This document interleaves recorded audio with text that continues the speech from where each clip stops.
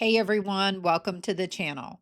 For those of you who don't know me yet, I'm Stephanie and I started taking Zepbound in February 2025.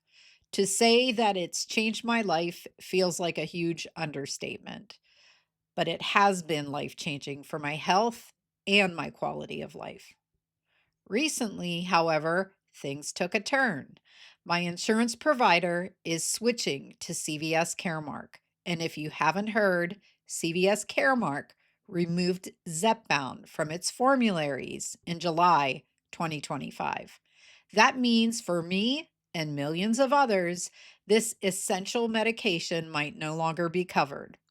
I've already shared how this impacts me personally in an earlier video, but today's video goes deeper. And trust me, it's no surprise that I went into full on investigative mode.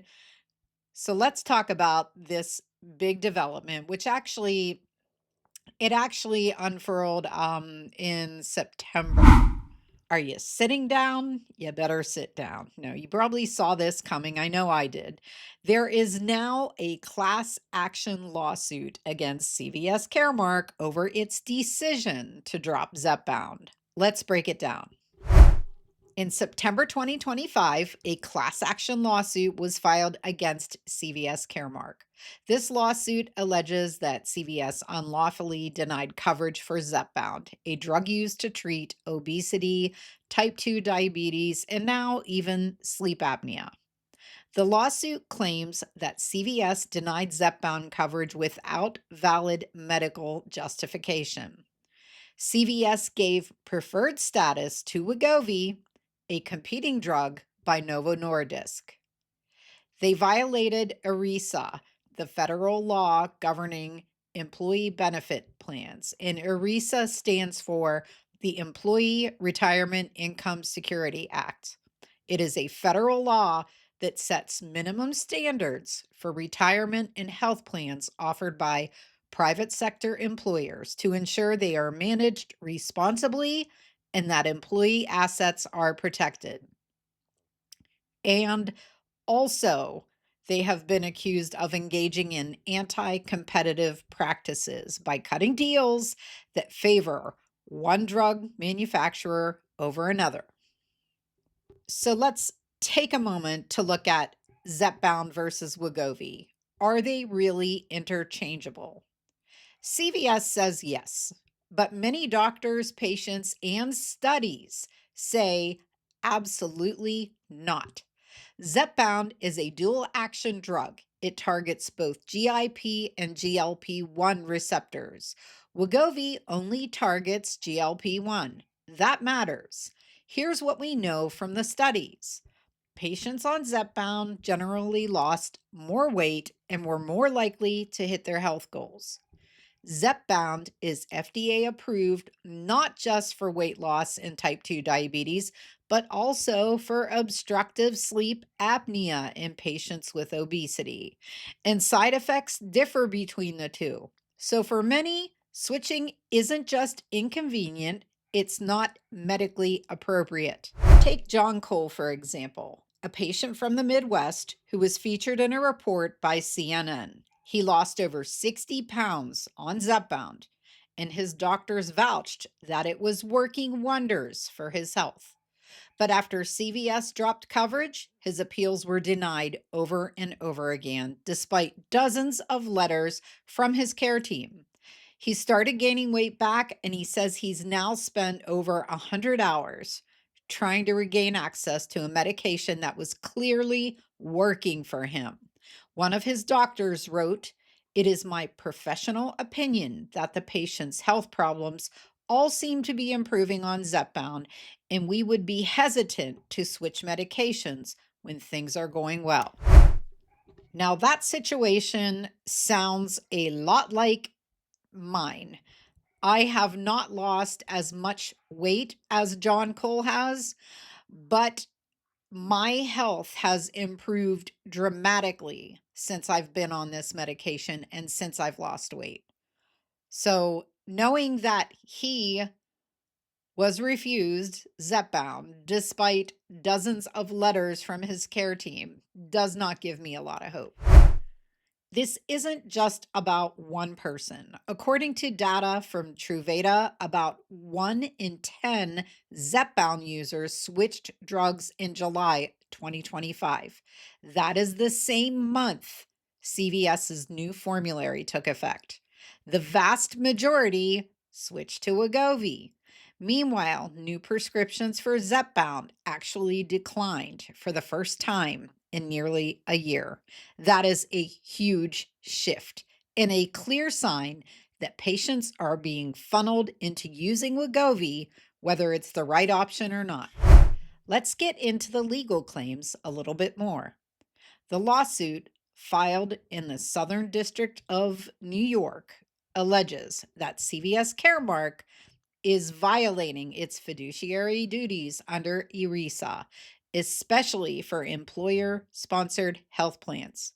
CVS is mechanically denying appeals, ignoring the medical necessity of Zepbound, and overriding physicians' recommendations. Patients with sleep apnea for whom Zepbound is the only FDA-approved medication are also being denied coverage. CVS claims that Wegovy is a cheaper alternative, but the plaintiffs argue the two drugs are not clinically interchangeable. The lawsuit is demanding that coverage for Zepbound be restored and that CVS be held accountable for improperly denying care. There's actually a second related class action. One consumer sued CVS Caremark and Care First Blue Cross Blue Shield after he was denied Zepbound for sleep apnea, a condition clearly covered under his health plan. Despite this, CVS denied the claim, citing that the drug wasn't on the formulary, even though it was prescribed specifically for a covered condition, and no other FDA-approved alternatives exist for it. That lawsuit says CVS ignored the terms of the health plan, failed to properly evaluate appeals, and forced the patient to pay out of pocket for other treatments. CVS has said the lawsuit is without merit and that their formulary decisions are about promoting competition and driving down costs for employers and patients. They argue that Wegovy and Zepbound are clinically similar and that switching drugs helps pressure manufacturers like Eli Lilly and Novo Nordisk to lower their prices. They also point to a medical exceptions process, but doctors say it's burdensome, it's confusing, and it often just leads to more denials. As one Harvard affiliated endocrinologist put it, when the dosing is not right, people may gain weight or plateau for a month and get frustrated. So, where does that leave us?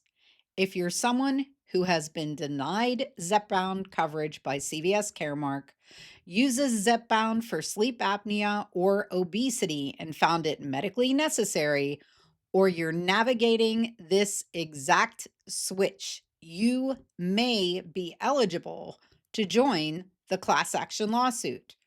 Also, talk to your doctor about submitting a medical exception request, even if it's been denied before. Keep fighting. Keep fighting it.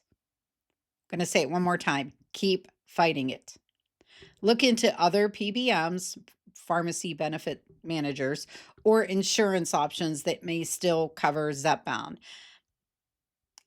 Easy for them to say. I don't have a choice. My insurance is my insurance. I can't shop around. So the other thing they're recommending is that you keep records of all communication, appeals, and denials. That documentation, it can certainly be important. And I would have to agree with that. Keep a paper trail of everything that's happening between you and CVS Caremark or any other PBM you might be under that is refusing Zepbound as your medication or any GLP-1 as your medication. For me, Zepbound has been more than a medication. It has helped me take control of my health. And I know I'm not alone. This isn't about picking one drug over another. It's about ensuring that people get the treatment that their doctors recommend, not what a cost driven contract dictates.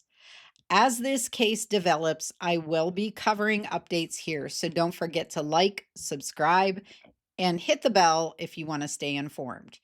And if you've been affected by the Zepbound formulary change, drop your story in the comments. Let's make sure our voices are heard. Thank you for watching. Stay healthy, and I'll see you in the next video.